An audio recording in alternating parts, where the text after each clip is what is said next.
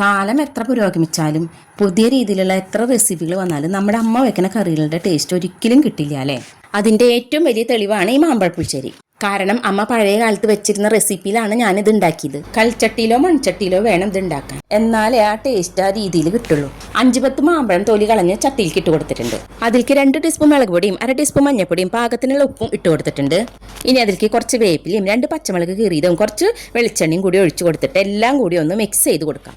അതിലേക്ക് കുറച്ച് വെള്ളം ഒഴിച്ചിട്ട് അടുപ്പത്ത് വെച്ച് അടച്ചു വെക്കാം. ഇനി ഒരു മുറി നാളികേരം ചെറുകിലേക്ക് 1 ടീസ്പൂൺ ജീരകവും 2 പച്ചമുളകും കുറച്ച് കറിവേപ്പിലയും 2 കപ്പ് തൈരും കൂടി ഇട്ടിട്ട് ഒന്ന് നന്നായി അരച്ചെടുക്കാം. ഇപ്പം മാമ്പഴം നന്നായി വെന്തിട്ടുണ്ട്. ഇനി അതിലേക്ക് ഈ അരച്ചത് ഒഴിച്ചു കൊടുക്കാം. ഇത് കൂട്ടി ഇളക്കി കൊടുത്തതിന് ശേഷം അത് തിളച്ച് വരുമ്പോഴേക്കും വറുത്തിടാനുള്ള പാത്രം അടുപ്പത്ത് വെക്കാം. അതിലേക്ക് കുറച്ച് വെളിച്ചെണ്ണ ഒഴിച്ച് കുറച്ച് കടുകും കൂടി ഇട്ട് അത് പൊട്ടുമ്പോൾ 2 വറ്റൽമുളകും കുറച്ച് കറിവേപ്പിലയും മാത്രം ഇട്ട് കൊടുക്കാം. ഇനി ഇതാ മാമ്പഴ പുളിശ്ശേരിക്ക് ഒഴിച്ചു കൊടുക്കാം. അപ്പോൾ തന്നെ തീ ഓഫ് ചെയ്യാം. നല്ല രുചിയേറിയ ഒരു മാമ്പഴ പുളിശ്ശേരി ഇവിടെ തയ്യാറായി. ഈ മാമ്പഴത്തിന് നല്ല മധുരമുള്ള കാരണം ശർക്കരയോ പഞ്ചസാരയോ ഒന്നും ചേർക്കേണ്ട ആവശ്യമില്ല. അല്ലാണ്ട് തന്നെ നല്ല മധുരമുണ്ട്.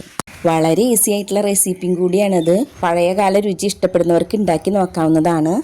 അപ്പോൾ എല്ലാവരും ഉണ്ടാക്കി നോക്കിയിട്ട് അഭിപ്രായം കമൻറ്റ് ചെയ്യണേ, ലൈക്ക് ചെയ്യണേ, ഷെയർ ചെയ്യണേ, സബ്സ്ക്രൈബ് ചെയ്യാത്തവർ സബ്സ്ക്രൈബും ചെയ്യണേ. അപ്പോൾ okay, tata, bye, see U.